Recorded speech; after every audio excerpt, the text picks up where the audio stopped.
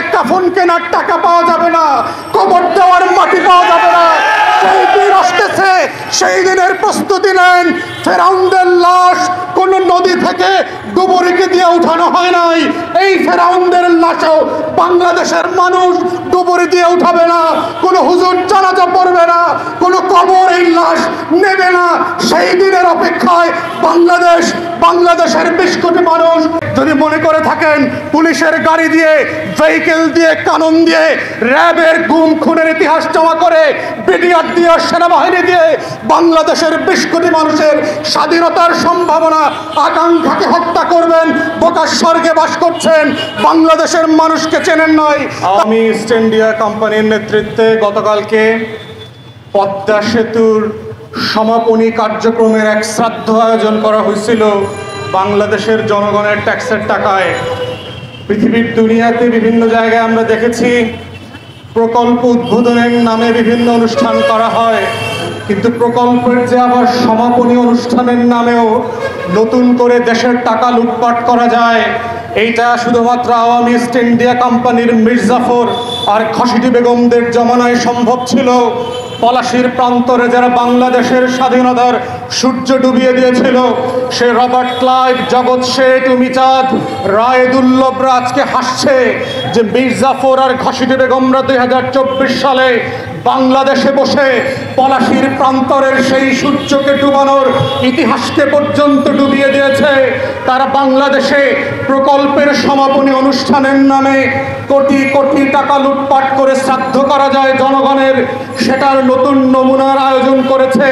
অথচ আমরা দেখছি সিলেট, সুনামগঞ্জে 4.5 কোটি মানুষ বিভিন্ন উত্তরাঞ্চলের জেলাগুলোতে তলিয়ে গেছে। তৃতীয় দফার মতো বন্যায় গত 2 মাসে জেলা প্রশাসক থেকে বলা হয়েছে তাদের নাকি টাকা নাই, যারা বন্যার পানিতে ডুবে আছে তাদেরকে সাহায্য করবার।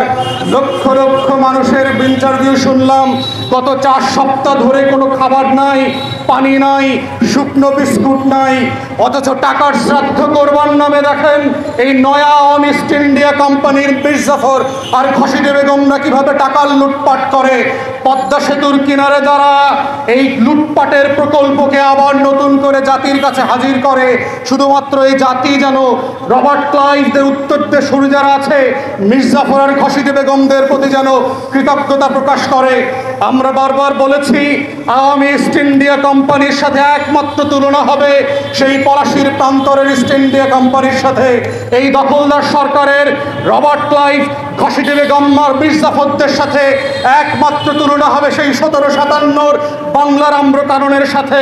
পদ্মা সেতু কেন সারা বাংলাদেশের প্রত্যেকটা সেতু প্রকল্পের শ্রাদ্ধ আয়োজন করেন, সমাপনী অনুষ্ঠান করেন, কোটি কোটি টাকা লুটপাটের টাকা খরচ করেন, কিন্তু মনে রাখবেন বাংলাদেশের মানুষ আপনাকে রবার্ট ক্লাইভদের মতোই ডাকাত মনে করে, লুটেরা মনে করে, মির্জাফর আর খসিটি বেগম মনে করে। এবং সেই দিনের জন্য স্মরণ করিয়ে দিচ্ছি মির্জাফরদের করুণ পরিণতির কথা।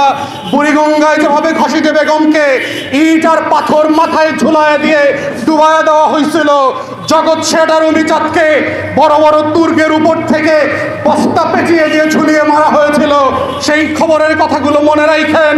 ফেরাউনদের পতনের কথা মনে রাখেন। কেবলমাত্র ছাগল দিয়ে কয়েকটা বেনুজির আর মতিউরের চেহারা আসছে, মাছি আর মশা দিয়ে আল্লাহ তাআলা ফেরাউন আর নমরুদদের মারার ইতিহাস আছে। বাংলাদেশের খসিটি বেগমদের মৃত্যু আগামী 200-250 বছর এই জুলুমের জন্য, এই জমানার জন্য, এই জমিনের জন্য উদাহরণ হয়ে থাকবে। তাই শ্রাদ্ধ আয়োজন করতে পারেন, কিন্তু মনে রাখবেন তা দিয়ে আপনার 2 পয়সার লাভ হবে না। গতকালকের এই শ্রাদ্ধের আয়োজনে আমরা দেখেছি পিছনের অর্ধেক সিট খালি পড়ে আছে। প্রধানমন্ত্রীর মিটিংয়েও কেউ যাবার প্রয়োজন মনে করে না। এমপি মন্ত্রী পাটপাড়িদের সাথে একাকার হয়ে কেউ চেয়ারে বসবার প্রয়োজন মনে করে না, কারণ জনগণের এতটুকু সম্মান বোধ আছে। আমি রিক্সা চালায় খাবো, সিএনজি চালায় খাবো, তারপরও খসিটি বেগম আর মির্জাফরদের সাথে এক চেয়ারে এক মঞ্চে বসবো না। এটাই হচ্ছে বাংলার মানুষের স্বাধীনতার স্পিরিট। পলাশীর প্রান্তর থেকে 260 বছর পরে হলো নতুন করে এই দেশের মানুষ আবার জাগবে, আবার প্রতিবাদ করবে। যদি মনে করে থাকেন পুলিশের গাড়ি দিয়ে, ভেহিকেল দিয়ে, কানুন দিয়ে, র্যাবের গুম খুনের ইতিহাস জমা করে, বিডিআর দিয়ে, সেনাবাহিনী দিয়ে বাংলাদেশের 20 কোটি মানুষের স্বাধীনতার সম্ভাবনা আকাঙ্ক্ষাকে হত্যা করবেন, বোকার স্বর্গে বাস করছেন, বাংলাদেশের মানুষকে চেনেন নাই।